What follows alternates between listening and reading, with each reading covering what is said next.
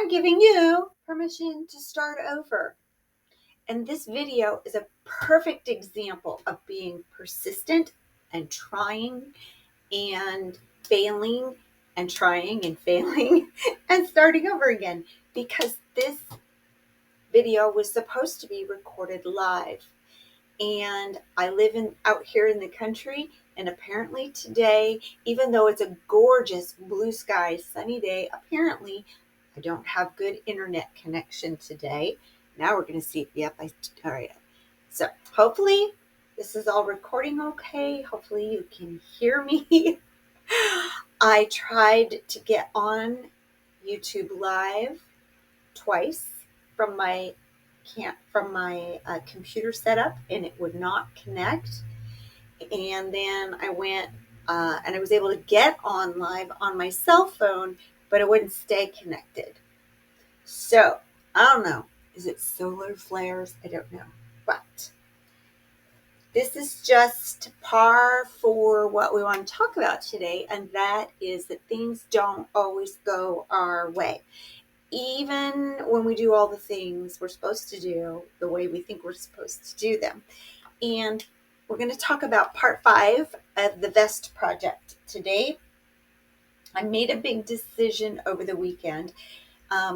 You might have caught that first little segment of the live video. It's, I don't know, probably about 5 minutes before it locked me out again, where I talked about how I wasn't really happy with some of the things that were happening with the vest. And there wasn't anything wrong. Everything was going according to the pattern. So what was happening was just some things that are personal preference for me in the way that I like to wear things and the way that I like to experience my stitching. And I decided that I needed to make a couple of customizations, and I decided I wanted to just go ahead, pull it out, and start over. And we're going to do that in a few minutes. But some of the things, I'll review what some of the things were that I decided I want to do a better job of customizing. I wasn't super happy with the way that the increases and decreases on the side looked in the fabric, and that was my fault. My tension wasn't quite right. It was too tight in some places and too loose in some other places. There's one row in particular where I completely did them wrong, and I ended up with eyelets.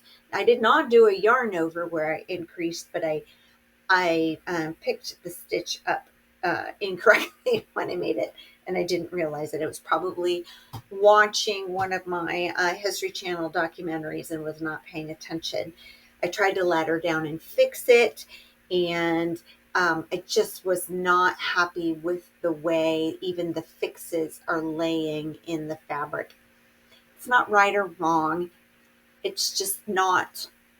It wasn't sitting with me. And there are some projects where I would say good enough is good enough. And then there are other projects where I'm going to say, I want to fix that.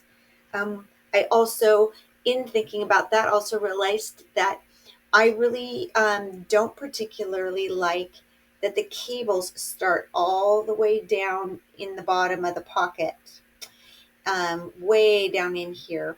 I would rather have that cable starting up here.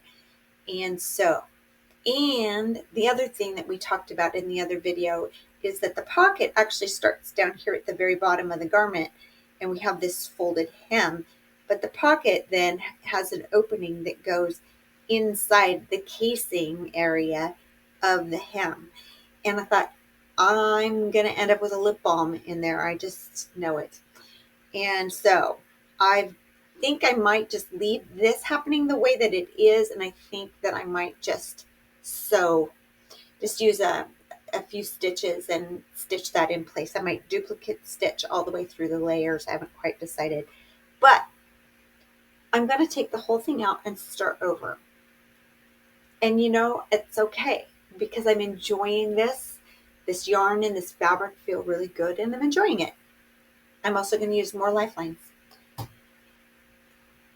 But to practice some of the things that I decided I wanted to do. I'm doing something that I know that I tell people all the time, and I do on occasion, and I should do more often. But I'm knitting this again, but this time I'm knitting it in what I would call a practice yarn. This is an older acrylic yarn that I had in the closet, and it's really, really good for just practicing. And I actually am double stranding two strands of a sport weight, and that got me to my gauge.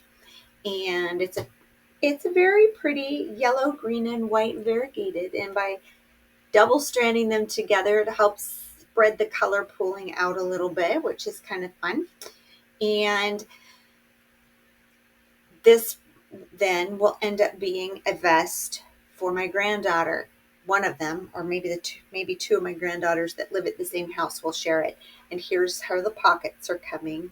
And in restarting and using this practice, I feel more okay with trying some of these little things, like for the pockets.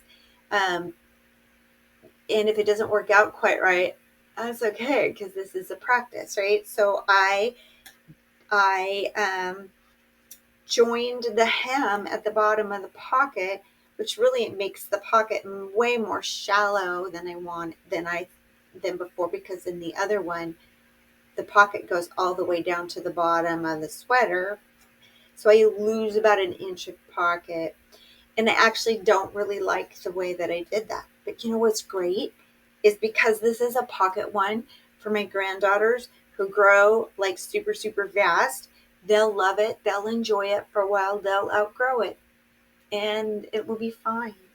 So those are the things that I really wanted you to think about, to be aware of, and to not be afraid.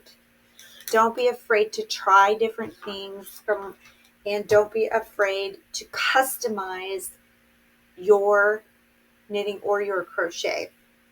I am not redesigning this pattern. I am customizing it using my knowledge of how I like to wear my handmade items, using my knowledge of garment construction and my knowledge of knitting and crochet, and looking at it and trying things. And this is where adding those lifelines, here you can see my lifeline is right here.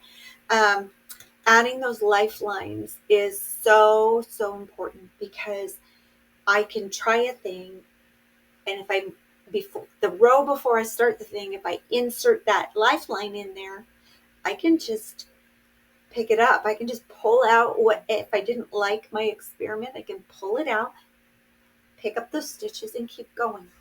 So, does that make you nervous? Does that make you nervous to do that? And it does for a lot of people. And while we're chatting, I'm just going to take these pins out and I'm going to start. A lot of people, that really does make them nervous to consider experimenting. We a lot of times want things to just be perfect and right from the get-go. And sometimes that happens and sometimes it doesn't. And I think sometimes we need to think more carefully about what our expectations are and make more calculated decisions. I don't want you to be afraid to pull your work out, because if you're not happy with something about the way that it's going, you're not going to be happy with your finished project. And that's really sad. We invest way too much love and skill and time into our projects to force our way through something that isn't quite going the way that we were hoping it would go. So if that's you, let me know in the comments. I would love to hear your stories about pulling things out.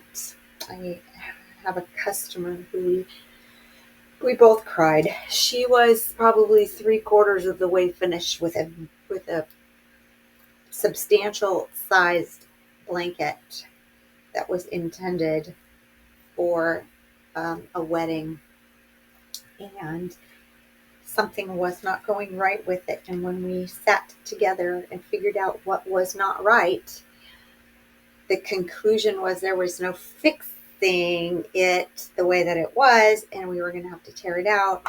And we did it together, and we cried, and she restarted, and she was much happier with it. And that's sometimes a truth, a hard truth, right? And so I'm going to go and unravel all of this, wind the skeins back up with my ball winder, and start again. I'm going to finish this one. So when we get to part 6, I will have more progress on the practice version, and we will talk about that, talk about what I'm learning, and tips and pointers for you. And so there we go. Talk to you soon.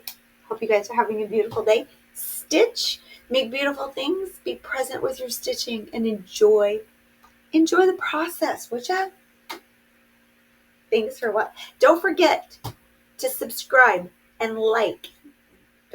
I'm Suzi Quillen. I'm the Empress of Yarn here at Perfectly Knotty. I am your stitching coach, and I want you to love and be excited with your stitching, whether you're knitting, you're crocheting, even if you're sewing. Have fun with it. Create things that make you happy and bring you joy. We'll talk to you next time.